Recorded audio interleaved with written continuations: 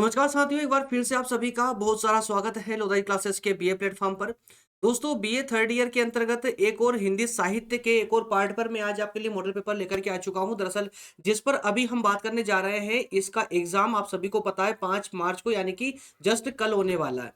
तो आज रात भर अभी आपके पास, देखिए, अगर अभी तक भी आप कंफ्यूज है पेपर को लेकर के अब क्या पढ़े और क्या ना पढ़े, तो दोस्तों अब ये कंफ्यूजन मतलब कंफ्यूजन में रहने का समय नहीं है, ये अपनी कंफ्यूजन दूर करने का समय है। तो दोस्तों इस वक्त मैं आपको आज रात भर के लिए मात्र 15 क्वेश्चन में देने के लिए आया हूं। मात्र देखिए, अभी पूरे साल भर में अगर आपने अभी तक नहीं को ठीक ठाक नहीं पढ़ पाए हैं या बिल्कुल भी नहीं पढ़ा है ना, तो भी मैं आपसे प्रॉमिस कर रहा हूं, अभी भी मैं आपके साथ खड़ा हुआ हूं। नहीं पढ़ा है तो भी कल एग्जाम होने वाला है, आज की रात आपके पास में है। अब ये आप पर डिपेंड करता है कि आप पढ़ते कैसे हैं। मैं आपको मात्र 15 क्वेश्चन देकर के जा रहा हूं दोस्तों। ये 15 क्वेश्चन अगर आपने अच्छे से पढ़ लिए, बेहतर तरीके से क्लियर कर लिया, तो आपको एग्जाम में, या कहें कि एग्जाम में ना, मुंह लटका कर नहीं आना पड़ेगा, विद फुल कॉन्फिडेंस के साथ आओगे आप लोग। तो चलिए देखते हैं आज के कौन से वो क्वेश्चन है बीए थर्ड ईयर के अंतर्गत हिंदी साहित्य के, जो आज मोस्ट से भी मोस्ट कैटेगरी में जाने वाले क्वेश्चन है ना। तो चलिए शुरू करते हैं और देखते हैं कौन कौन से प्रश्न आज होने वाले हैं।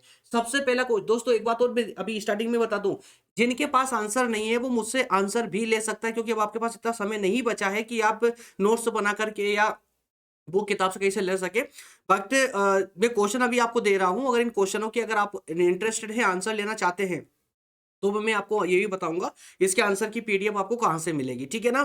फिलहाल बढ़ते हैं आगे और क्लास के जल्दी ही कंप्लीट कर लेंगे, उसके तुरंत बाद में आपको नोट्स के बारे में भी बताऊंगा। चलिए, तो आज का पहला क्वेश्चन है, राष्ट्र और राष्ट्रीयता से आप क्या समझते हैं। हिंदी साहित्य का मेजर का पार्ट 1 का एक प्रश्न है, इंपॉर्टेंट प्रश्न है दोस्तों। एक मिनट, कलर चेंज कर लेते हैं पहले इसका।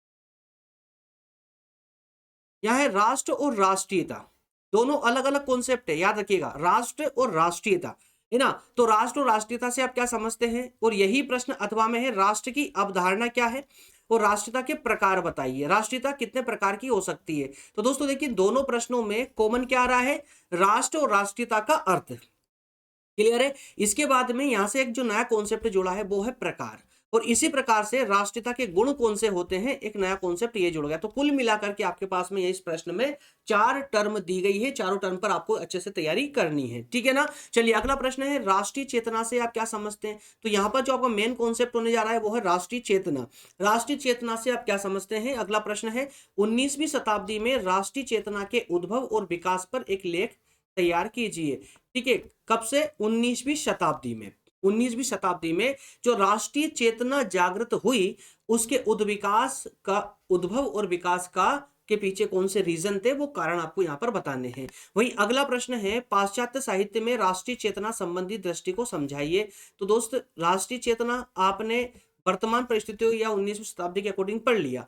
पाश्चात्य साहित्य की अगर जब हम बात करते हैं, पाश्चात्य साहित्य की, तो उस दृष्टिकोण से राष्ट्रीय चेतना क्या थी, ये भी आपको समझाना है। वही राष्ट्रीय चेतना पर पश्चिमी शिक्षा का प्रभाव क्या रहा, ये समझाना है, ठीक है ना। तो पश्चिमी शिक्षा का प्रभाव क्या पड़ा था राष्ट्रीय चेतना पर, जिसके कारण से राष्ट्रीय चेतना जागृत हुई, वो सारे रीजन जो है ना, एक पूरे क्रम से आपके सामने आ जाएंगे जब आप इसका आंसर फाइंड आउट करोगे। अगला प्रश्न है, राष्ट्रीय चेतना के विकास का हिंदी साहित्य में इतिहास बताइए। राष्ट्रीय चेतना के विकास का, राष्ट्रीय चेतना विकसित हुई, इस विकसित होने के पीछे हिंदी साहित्य में इसका इतिहास क्या रहा है, वो इतिहास पूरा स्टेप बाय स्टेप आपको इस प्रश्न के अंदर बताना होगा। वहीं इसी प्रश्न को अथवा में आपसे पूछा जा सकता है कि हिंदी साहित्य के विकास के विभिन्न काल कौन कौन से हैं। हिंदी साहित्य के विकास के विभिन्न काल कौन कौन से हैं, प्रत्येक में होने वाली विकासात्मक प्रक्रिया एवं प्रमुख साहित्यिक घटनाओं का वर्णन कीजिए। देखिए दोस्त, हिंदी साहित्य ना, तो प्रश्न यहाँ पर एकदम इजी मिलेंगे, बहुत ज्यादा डिफिकल्ट होने वाले नहीं है ये प्रश्न, है ना, बहुत ज्यादा डिफिकल्ट नहीं होंगे, एकदम इजी वे में आपको प्रश्न मिलेंगे। तो यहाँ पर प्रश्नों को समझना, उसकी टर्म को समझना यहाँ पर एक चैलेंजिंग बन जाता है। याद रखिएगा, जब प्रश्न डिफिकल्ट होता है, जैसे इकोनॉमी या फिर कहें कि हिस्ट्री में, जब प्रश्न ऐसा होता है कि उसको समझना जरूरी होता है ना, तो उस केस में क्या होता है, पूरे प्रश्न पर हमारा फोकस रहता है। लेकिन जब हिंदी जैसे सब्जेक्टों में जब प्रश्न एकदम इजी होता है ना, तो उसकी जो टर्म होती है ना, वो टर्म भी उस भाषा शैली के साथ में बह जाती है, उस टर्म को हम पहचान नहीं पाते कि एग्जैक्टली क्या पूछा गया है प्रश्न में।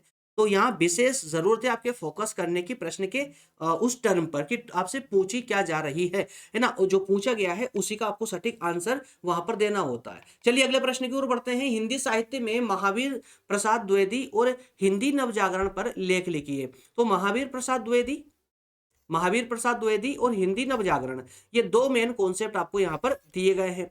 अब कल चूंकि एग्जाम में ज़्यादा समय आपके पास में नहीं है, तो जो प्रश्न में जो टर्म दी जा रही है ना, मात्र उस टर्म पर फोकस करें, टर्म को पढ़ लीजिएगा, है ना? अब ये जब आप 15 प्रश्न पूरे कंप्लीट कर लोगे ना, उसके बाद आपके अंदर जो कॉन्फिडेंस आएगा, मात्र एक रात की पढ़ाई में आपको अंदर इतना कॉन्फिडेंस आ जाएगा कि आपकी साल भर की स्टडी से नहीं आया होगा। यकीन रखिए, जो प्रश्न मैं आपको दे रहा हूं ना, इसमें अपने आप में एक पूरा सब्जेक्ट समाहित किया गया है। देखिए, हिंदी नवजागरण का जो तीसरा चरण रहा है, उस पर प्रकाश डालिए, अथवा में पूछा गया था। वहीं अगला प्रश्न है, हिंदी साहित्य के आदिकाल के कवि। हिंदी साहित्य के आदिकाल के कौन-कौन से कवि हैं, कवियों के नाम बताने हैं। या अथवा में हिंदी साहित्य के आदिकाल की विशेषताएं बतानी है और आदिकाल के प्रमुख ग्रंथ बताने हैं, उनकी प्रमाणिकता की विवेचना भी करनी है। तो कुल मिलाकर यहाँ पर 3 टर्म आप लोगों से इस प्रश्न में पूछी गई है। तो ये अथवा में जो प्रश्न ला रहा हूं ना, इसका मतलब ये मत समझ जैसे एग्जाम में होता है ना, ये आपकी किताबों में होता है कि अथवा में या नेक्स्ट क्वेश्चन दे दिया अथवा में तो वही प्रश्न होगा, नहीं। ये प्रश्न में हर एक अथवा वाले प्रश्न में एक नई टर्म ऐड कर दी गई है। इसका संकेत ये है कि जरूरी नहीं कि एग्जाम में आपसे ये तीनों टर्म एक साथ पूछ ली जाए। जैसा मैं यहाँ पर प्रश्न बना करके लाया हूं ना, बिल्कुल इस स्टाइल में भी आप लोगों से एग्जाम में प्रश्न पूछा जा सकता है, लेकिन टर्म यही रहेगी, यह बात याद रखिएगा। जैसे मैंने प्रश्न नंबर 6 में 3 टर्म आपको बताई है, 3 टर्मोलॉजी आपको बताई है ना, 3 कीवर्ड बताए हैं। अब जरूरी नहीं है कि एग्जाम में 3 कीवर्ड एक साथ आ जाए, 2 भी आ सकते हैं या एक ही भी आ सकता है, वो तीनों एक साथ भी आ सकते हैं। तो जितने ज़्यादा आएँगे, उतना आपके लिए बेहतर है, क्योंकि आपके पास कंटेंट अच्छा मिल जाता है लिखने के लिए। अगला प्रश्न है, स्वतंत्रता के पूर्व राष्ट्रीय चेतना के स्वरूप पर प्रकाश डालिए। भाई, स्वतंत्रता से पहले राष्ट्रीय चेतना किस प्रकार की थी भारत में, ये आपको बताना है। वही 1850 से भारत में राष्ट्रीय चेतना में विकास के क्रम की विवेचना कीजिए। विकास का क्रम किस प्रकार का रहा राष्ट्रीय चेतना का, ठीक है। वही 8वां प्रश्न है, भारतेंदु हरिश्चंद्र का जीवन परिचय। भारतेंदु हरिश्चंद्र का जीवन परिचय और उनके साहित्य में स्थान क्या रहा है, ये बताइए। भारतेंदु की नए जमाने की मुकरियां किस भाषा में लिखी गई है ना? तो भारतेंदु की जो नए जमाने की मुकरियां लिखी गई है, वो किस भाषा में लिखी गई है? 2-3 टर्म आपसे इस प्रश्न में पूछी गई है। प्रश्न नोट डाउन कर लीजिए, अभी लेक्चर देख देखते ही नोट डाउन कर सकते हो आप लोग, वीडियो को बीच बीच में पॉज कर करके, और जो भी क्वेश्चन मैं दे रहा हूँ उनको नोट डाउन करते चलिएगा। अगला प्रश्न है, बालकृष्ण शर्मा नवीन का जीवन परिचय। ठीक है, भारतेंदु के बाद में बालकृष्ण शर्मा नवीन का जीवन परिचय, और इनका जो है ना विप्लव गान का जो सार है, वो सार आपको बताना है। इनका एक विप्लव गान है, उस विप्लव गान का सार क्या है, मतलब सारांश आपको बताना है। मुश्किल से आपको बताना होगा 15-20 लाइन के अंदर ही, ठीक है। चलिए, प्रश्न नंबर 8 है, संक्षिप्त पर लेख लिखिए, मतलब टिप्पणी कीजिए। किस किस पर टिप्पणी करना है? तो एक है सुभद्रा कुमारी चौहान की कविता वीरों का कैसा हो बसंत। वीरों का कैसा हो बसंत, तो इस कविता के बारे में थोड़ा बहुत आपको कुछ पंक्तियां लिखनी है। इसके बाद में सोहन लाल द्विवेदी के काव्य वंदना के इन स्वरों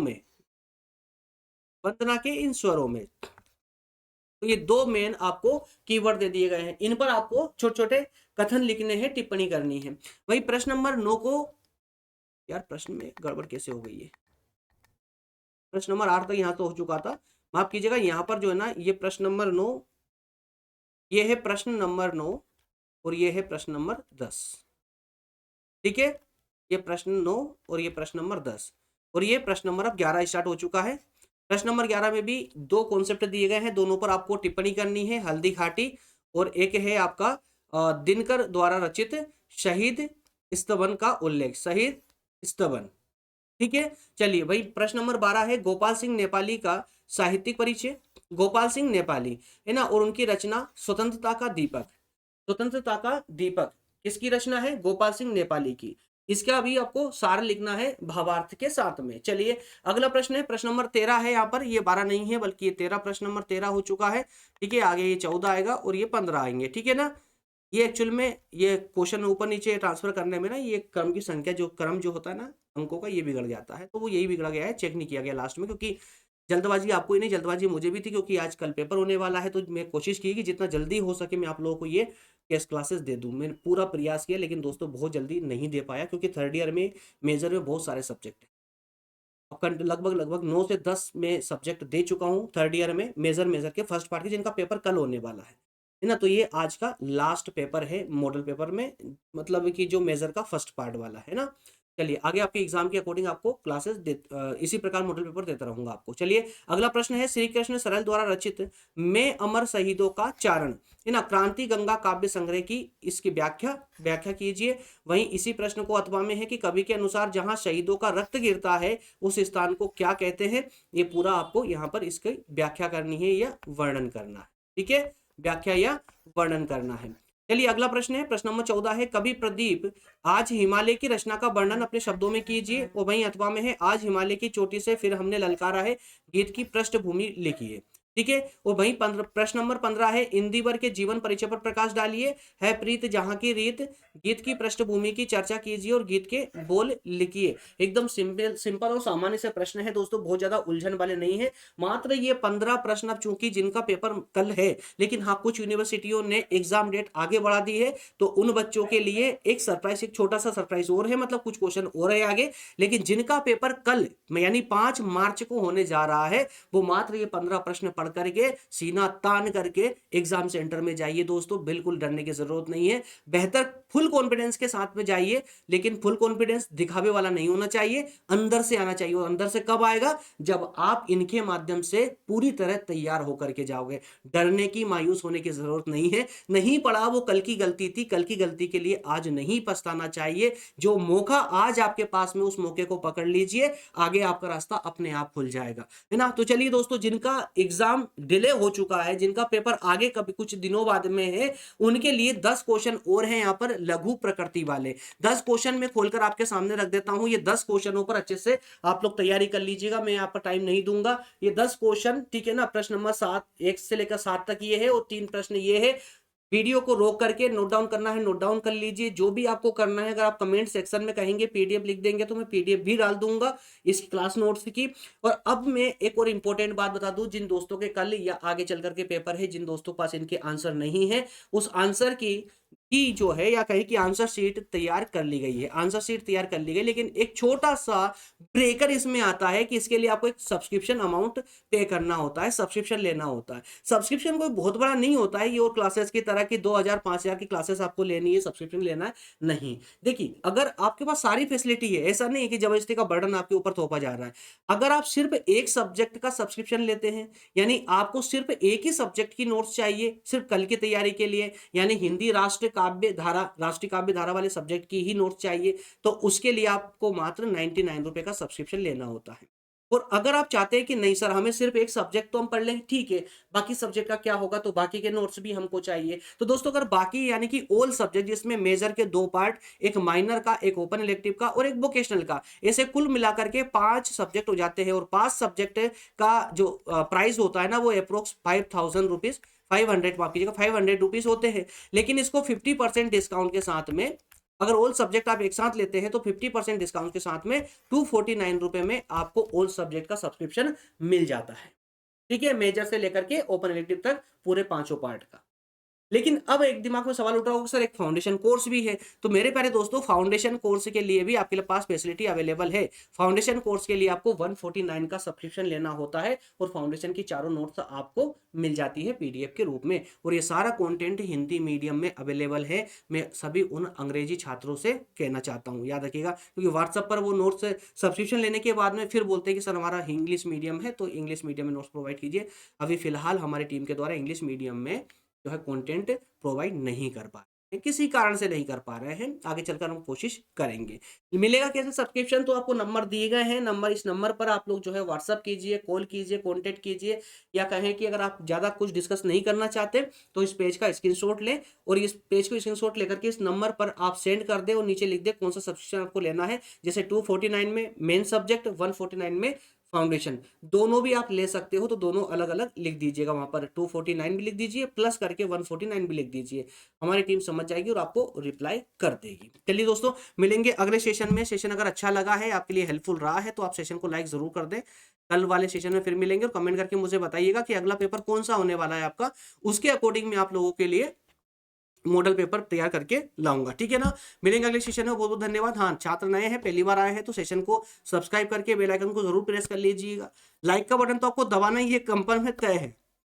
ओके फ्रेंड्स, मिलेंगे नेक्स्ट सेशन में, बहुत बहुत धन्यवाद। थैंक यू, जय हिंद।